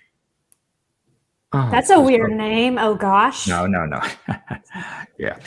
I may have to look this up in a minute, but his high priestess was a much more literate woman than he was, and probably wrote it for him. He published a book, a second book, called Witchcraft Today, and that blew the lid off everything. Suddenly, all these other witches began coming out of the closet, now that it was no longer to be so, and saying, "Oh, Gerald, he's just a newcomer. My tradition goes back to 1736." Or whatever. You have good accents, by the way. Thanks. Yeah, it's growing up around my mom, and listening to Monty Python. But they don't give you any proof, and they say, "Well, if we gave you the proof, then we wouldn't be able to tell when people come to us and say that they're of our tradition, we wouldn't be able to tell whether they were really of our tradition or whether they'd just gotten it from you. So that's their excuse. So you find witchcraft getting to be a real thing in late 50s and early 60s. Gets picked up by some television. There are books on the market. Diary of a Witch. I Was a Witch for the FBI. Witchcraft, communism, hypnotism, and the Beatles. I don't know. All kinds of things. And with the coming of the Flower Children, it began to get popular because this is a religion where you basically make it yourself. Nobody is going to tell you that you've done it wrong. You can start out with the Greco-Roman gods, Zeus, Jupiter, the two are the same, Mercury, Athena, my personal goddess, because she was the goddess of wisdom, and also the goddess of defensive combat. And I've always been a very defensive person. I don't blame you. Well defended, yeah. Or you can go with the Egyptian pantheon. Horus, Isis, Thoth, Set. Your gods can be the ancient Celtic gods. Ceridwen, Cernunnos, the sea god. Oh, what was his name? I forget. Some people even, I want to distinguish something here. Okay. There is witchcraft and there is witchcraft. Obviously, we're not using the word the same way a anthropologist is going to use it. An anthropologist is going to use it to refer to magic or a practitioner of magic that does not have social value. Bad magic, evil magic, black magic. Although I will say in deference to the soul brothers and sisters out there, I resent that name. So witchcraft doesn't see itself as being bad magic. Witchcraft sees itself as a religion. And the religion is about this duality that that characterizes the world we live in, the duality between male and female, between living and dying, between, giving and taking, between life and death. These are parts of life that we try to ignore in our modern culture very much, In tribal societies, you can't ignore them. They're in your face, You don't know whether the men are going to come home from the hunt with game or with one of them injured or even dead. You don't know when you go out to the hunt that some rival tribe isn't going to raid, your stockpiles and rape your women. So witches were never very well liked in the ancient world either. You find the Roman male writers writing about them and saying this. In fact, there's one whole book, I think, by Asclepius or something, the Golden Ass, where this guy is turned into an ass, a donkey, by a witch, and narrates the rest of the book from that position, observing, human foibles on four hooves now. Circe was a witch, supposedly, a woman of great power, greatly respected and feared. The goddess of witches, not surprisingly, was Hecate, who was one of the original Titans, which Zeus overthrew. But he couldn't overthrow Hecate. So Hecate owns a piece of everything in heavens and on earth, supposedly.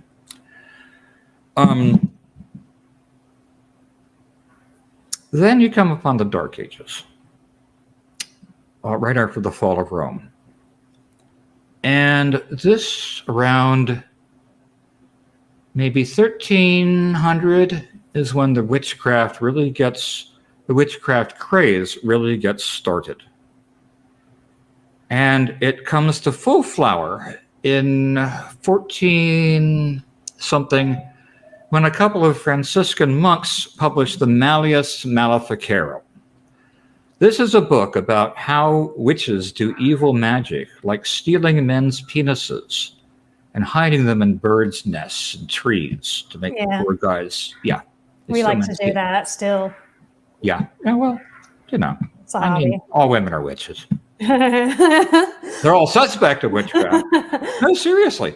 This was mass insanity on the part of Christian Europe.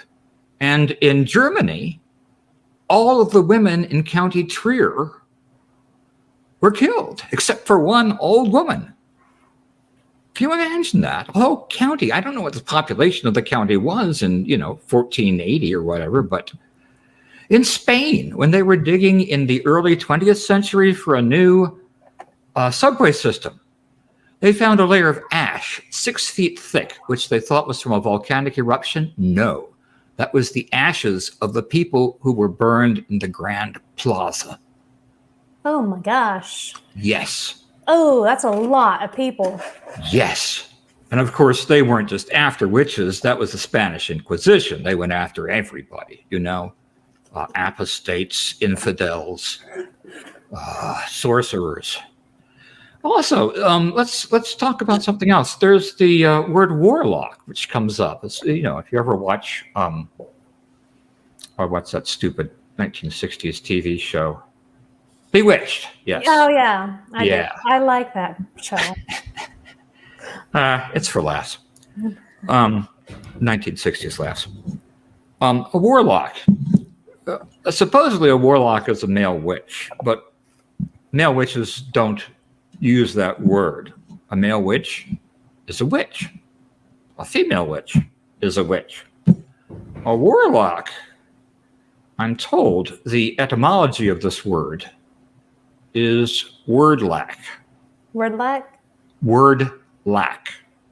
Your word is lacking. In other words, you are not telling the truth. Now, how did male witches get tagged with this? Well, if you go back and you read some of the accounts, it's the female witches who were tortured. The male witches could buy their way out of it by turning in the women. And they were given dispensation by the church. So a whole bunch of covens must have been turned over by the men in them. You see, and there is a horrible, terrifying letter, which I quote in a video. I will send you a link to a video I made about witchcraft. Okay. A half-hour video. It's a letter from a man who was jailed because of witchcraft. He was accused of witchcraft. His name was Johannes Junius. This letter was smuggled out of prison, and it was written under torture. He says, once the inquisitors get a hold of you, they never let go, be you ever so good. And they torture you until you confess and until you name others. And then they let you die. So that was the church's operational mode of doing business. Is it, and when you look at the victims of witchcraft, these were like old women. They were women who had inherited wealth and gotten some money, gotten a little bit ahead, because you see, that was all forfeit to the church when they were accused of witchcraft. Z. Budapest, a modern day witch who lives in Los Angeles, I don't know if she's still alive, she'd be quite old, but she says an ancestor of hers was accused of witchcraft because a bale of hay fell off a wagon. So they just look for anything. Yes. They didn't need an excuse. I mean, regimes that operate by terror don't need an excuse. The terror is a reason itself. This was just like the McCarthy era. There's a reason why, and Donald Trump keeps saying, oh, persecution means a witch hunt. Well, he doesn't know what a witch hunt is. A really good film about this is The Conqueror Worm with Vincent Price. Let me write that down. Yeah. It's one of the films he made back in the 60s or maybe the early 70s. And it portrays a somewhat fictionalized account of this English witch hunter. God, he was real famous in his time. I'm having a series of brain farts tonight. Well, that's like my whole life. Anyhow, wasn't Guy Fawkes? No.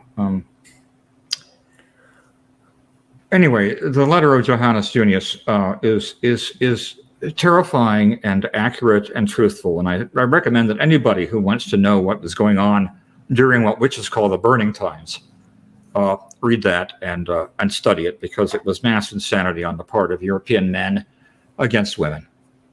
And any woman with any power, any control over a man, any wealth, any land was at risk. There's a couple of beautiful films about it. One, a Norse film called Witch Hunt by Jan Trier, I think. It's subtitled, but it's about a woman who falls victim to the church. Okay. Yeah. So I think Gerald Gardner was starting from whole cloth, and I think what Gerald really wanted to do, because he started founding covens in England in the 1940s when England was in danger of invasion from Hitler's army. And I think what he really wanted was a secret underground network that would do sabotage and convey information. And Gerald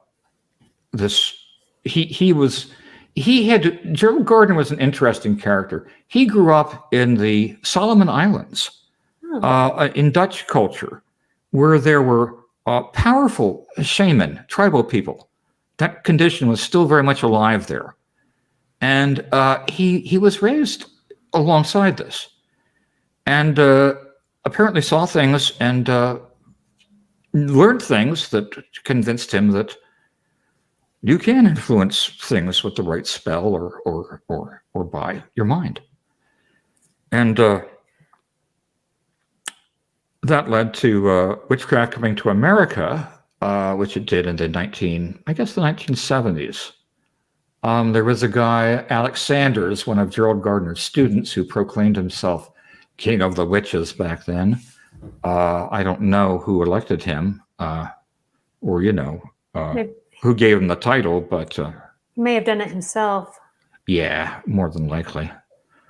There is no king of the witches. Witchcraft is trying to organize witches is a lot like herding cats. Because, okay, at one end, you have these very traditional people, the Gardnerians, and the other old English traditions who have very elaborate rituals where you kiss your dagger a bunch of times and, make pentacles in the air and say the right words and invoke the four quarters. And yes, if you fuck something up with that, nothing evil is going to happen, but, you might not have the best circle that night. I mean, you have to really work at it to bring, evil stuff out. It doesn't happen while you're playing with a Ouija board someday. There's stories, though. Oh, God, yeah. Well, there are urban myths about the lady who put her poodle in the microwave oven to dry it, too. They're just as true. And at the other end, you have what's called kitchen witching. Kitchen witching? Kitchen witching. These are the people. This is like self-made witchcraft, There's a wonderful film about this, too, which is called... everything's failing me tonight. In this film, a witch makes a spell by spitting in a shoe and throwing it out a window. Huh. And it hits somebody on the head. And that somebody does something that leads to a chain of very improbable events. But they lead to the spell having the right consequences. And that's kitchen witching. And it's very informal, some people don't even carry out, the full moon and the new moon and all that stuff. In that respect, it becomes like folk magic, which runs in some families. There are some families that claim to have the ability. Yeah. And I don't agree with these people who say that, we all have psychic abilities. We can all channel, or, we all have telepathy, or we can all do anything psychic. I think like everything else, like our eyes or our skins, it's genetic. And some people are going to have better skills, and some people are going to have worse ones. And to this date, we don't understand it. We don't understand. Well, science is maybe just beginning to accept that, some things like telepathy might exist. And I have very severe limits on what I choose to believe, too. I'm not sure I believe in a soul.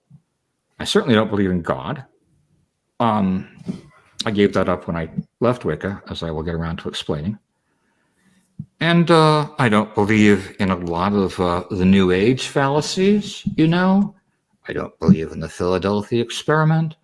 I don't believe in Hans Halser, the psychic photographer. I've seen too many of his photos that I could explain. I don't believe in that German ancient astronauts guy. I mean, the New Age is largely just the recycled Victorian spirituality of the late 19th century. The Fox sisters, what was her name? God, I should have studied up for this test. That lady that studied in Tibet, Madam, no, I forget. I wouldn't even be able to help you. Sorry. Yeah, sorry. Okay. It's recycled 19th century mysticism given a new varnish. And it doesn't appeal to me. I believe in a few things, okay? I believe I've had telepathic experiences. That's happened to me several times, most prominently with the dolphin. Mm-hmm. So I obviously believe that telepathy is possible. And I do believe in UFOs because they've been cited and, verified by alternative means too often. Yeah. I mean, the Navy is just, analyzing 144 of them, couldn't come up with any explanation for 143. Mm-hmm. Says, we need more study. Well, you know what? They needed more study back in 1947. Anyway. So you have this whole range of and witchcraft is only one part of the pagan spectrum. The pagan spectrum includes people doing Norse rituals, and there is in some of those. I don't want to, by all means, tar all Norse ritualists with the same brush, but in some of those, there's a very distinct whites-only message that only people of Nordic heritage should be able to worship the Norse gods. Well, I have white friends who are worshiping the black gods, the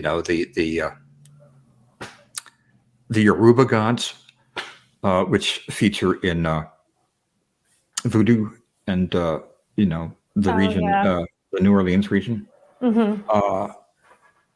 I think you should feel free to worship wherever you feel called to worship God. Now, I was living with this young lady, Leslie, and she was telling me about witchcraft, and I, was surprised. I was surprised to learn that witchcraft isn't Satanism, has nothing to do with Satan. Satan's a Christian problem. It doesn't have anything to do with witchcraft. Yeah, we've got a god with antlers, but that's Kernenos. That's, the horned god. He is the god of the hunt, and the hunt was very important in old times. And she told me one thing. She said, all acts of love and pleasure are rituals to the gods. And I had finally found a religion that did not condemn my relationship with Dolly the dolphin. Right then, I knew I was supposed to be a witch. And I said, teach me. And she started teaching me.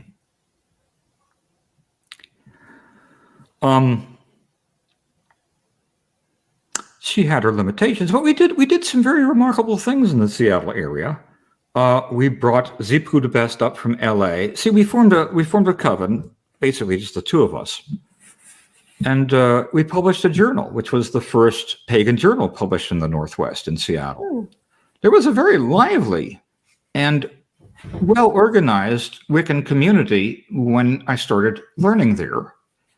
And I watched it fall apart because of internal bickering, holier than thou, just the usual things that break up groups of people that aren't well managed. Yeah. And saw the whole thing fall into degeneracy.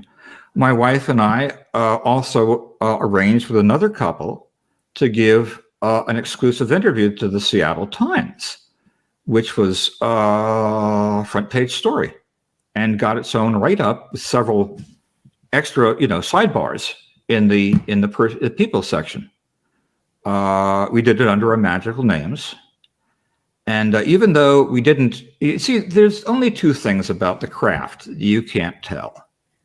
Nobody cares if you tell about the rituals. That stuff is just the trappings. Who be of the craft and where the rites be held? Those are the two secrets. And if you want to come out as a witch, that's perfectly okay. But don't out anybody else. Don't out anybody else. Right. Some witches are really paranoid about this. And we found out who when that article hit the paper. Really? We got slammed by these other witches for merely saying that some witches lived in the Greenwood district, which comprises, one of the districts of Seattle. I don't know, there's 16,000 people in it or something. Well, we had a couple of friends there who were witches who just flipped their wig. You've led the Inquisition to our door. What have you done?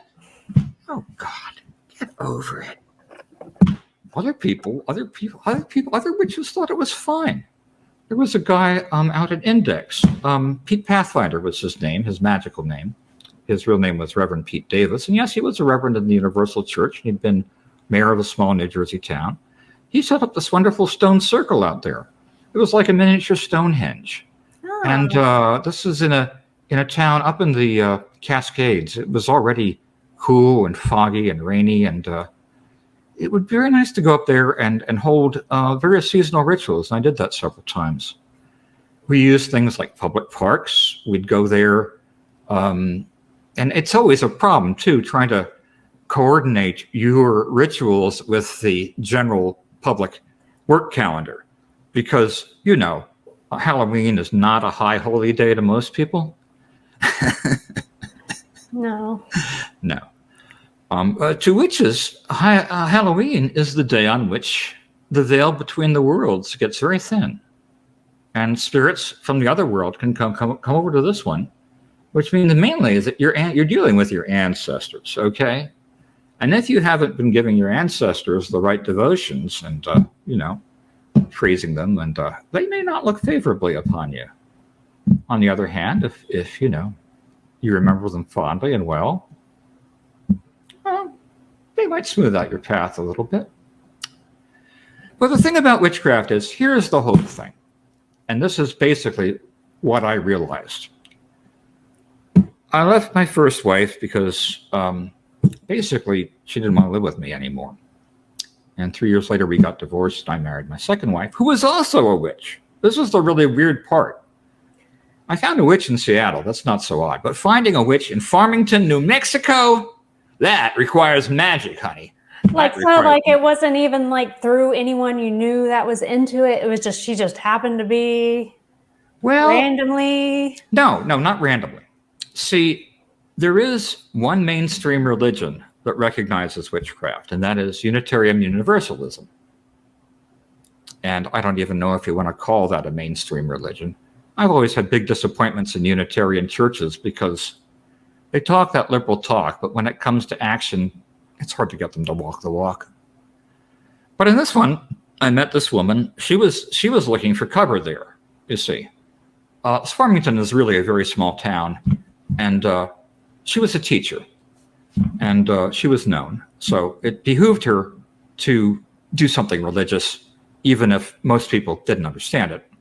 Unitarian Universalism is a rather obscure but very simple doctrine.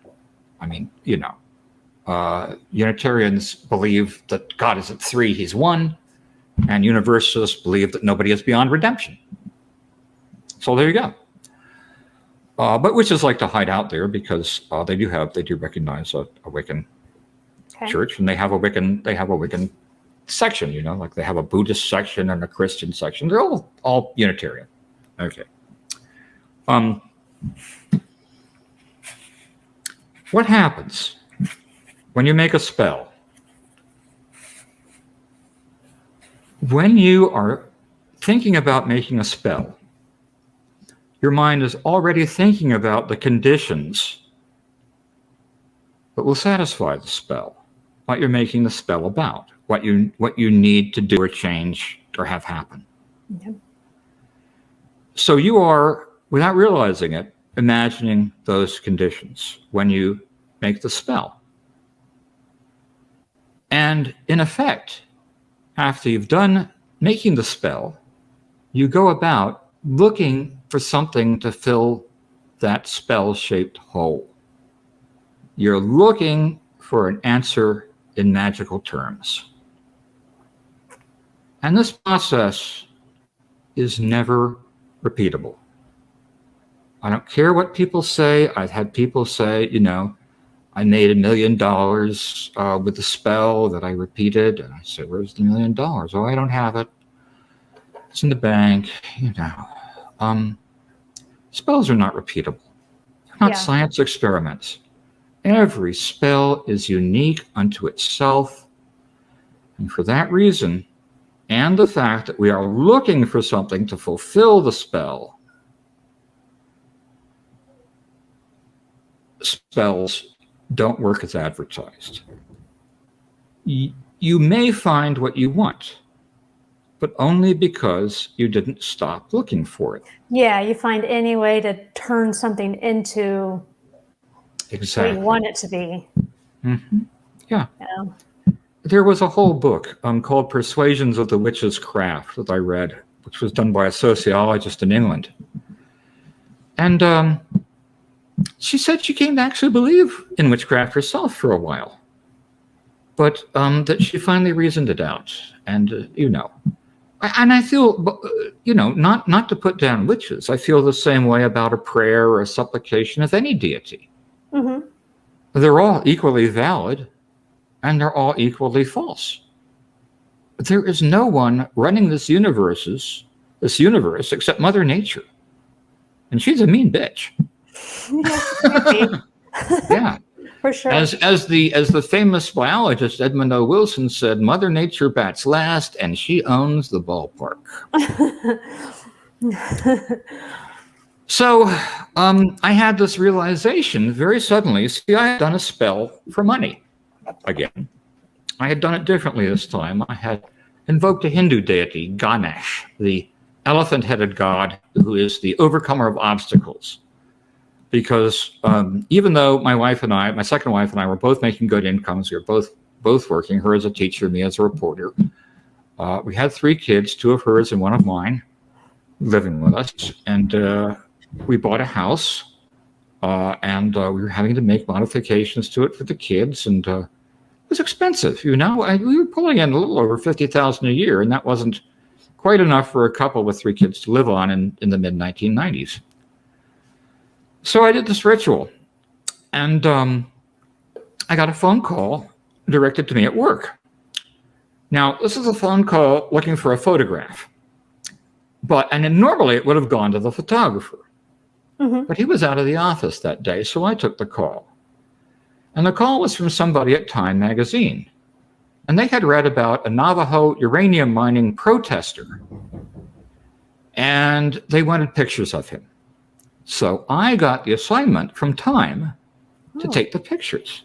Okay. And that's the only photo I've ever gotten in Time. I wish I had it here. Well, hang on. Okay. Time. Wait a minute.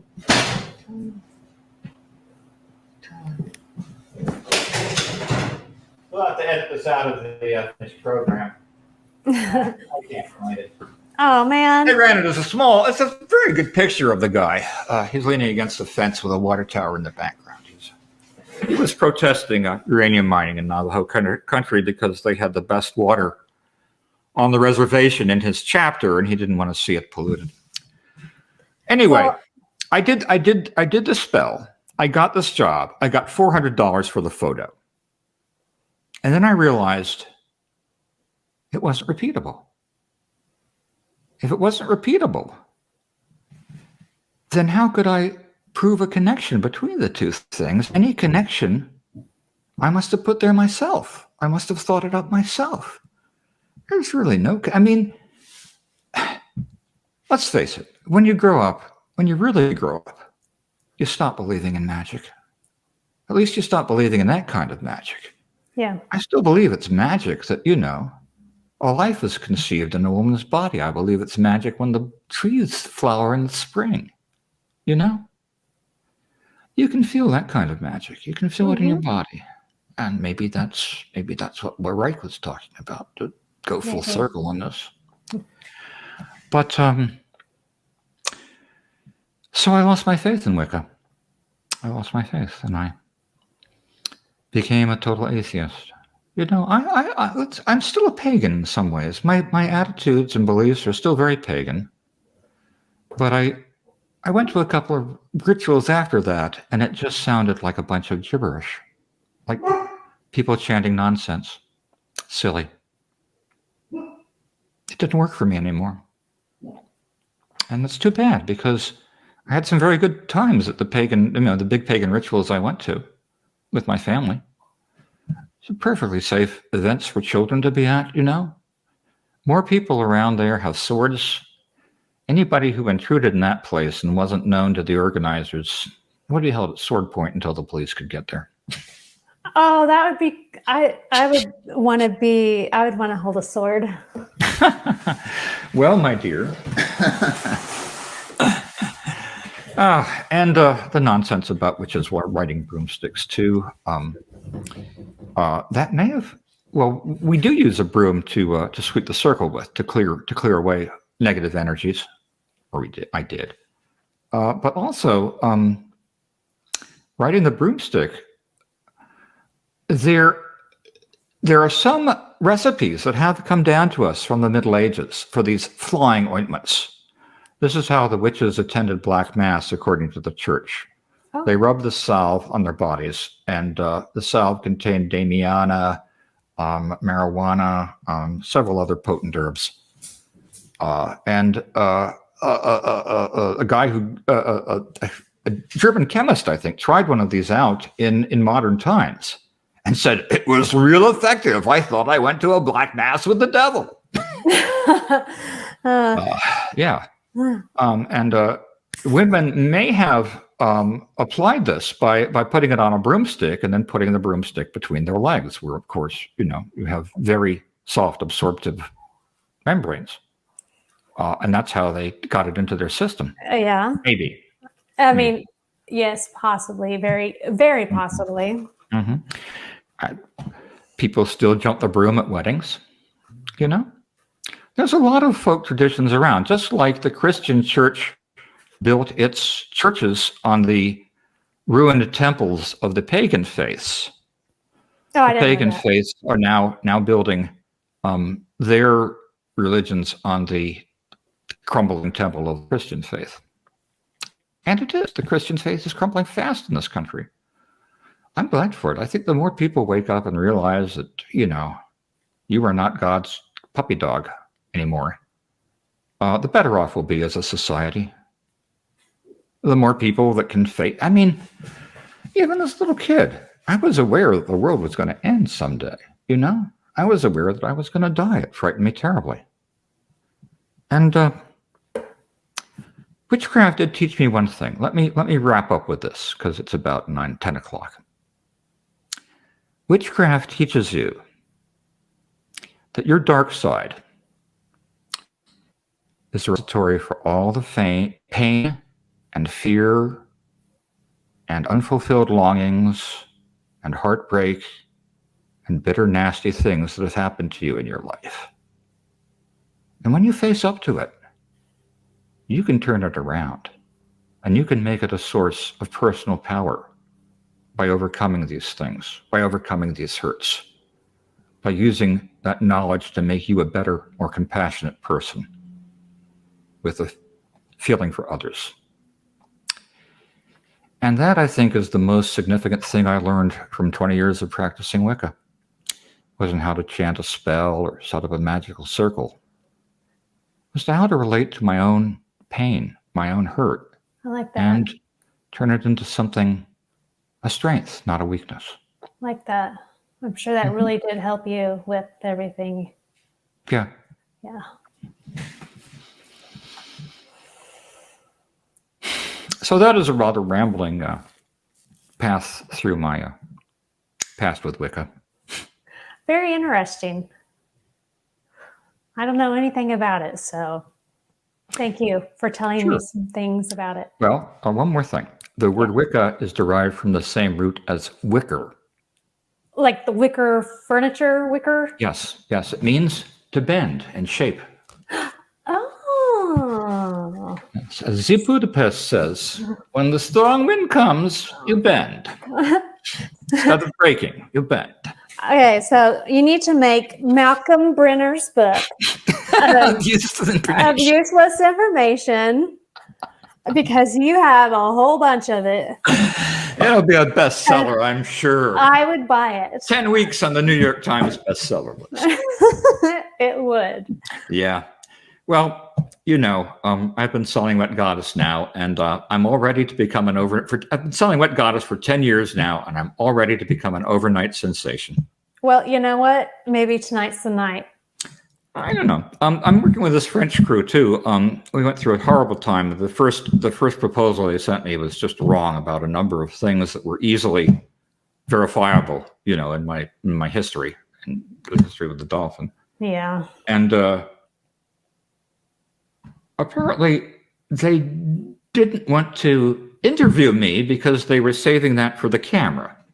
So they just presumed some stuff about me and wrote it down, and I had a horrible shit fit, and the producer quit. But I'm still with the two French people that want to make this film. They're looking for a new producer. And they did finally turn out a much more accurate proposal, four-part documentary series about my experience with dolphins, and other people, you know, having similar experiences in different places. So we'll see. They hope to be here to film sometime in the fall. So we'll see. Yeah. I hope it goes well for you. I hope your show goes well, and I hope you're building an audience. As you see, we've had a maximum of 6 people viewing at once. Really? None of my friends. That's any of my friends. A lot of them said they were going to look at it after you archived it. Yeah, that's usually what I like to tell myself, is that most people will watch it later. Well, thank you so much for having me on. I will say this is the first time I've ever been on the same show twice. Well, you can come on it a third time. Great. If you want to talk about the Navajo Nation, Navajo, whatever. I'd love to. That's a whole another aspect of things. Mm-hmm. So I enjoyed talking to you. You're very interesting. And thank you for talking to me. You're welcome. And I'm full of useless information. Yes. Anytime you need some, feel free to ask. Okay. All right. Well, good luck with everything. I'll talk to you later. Good night, and thanks again. So long. Good night. Bye.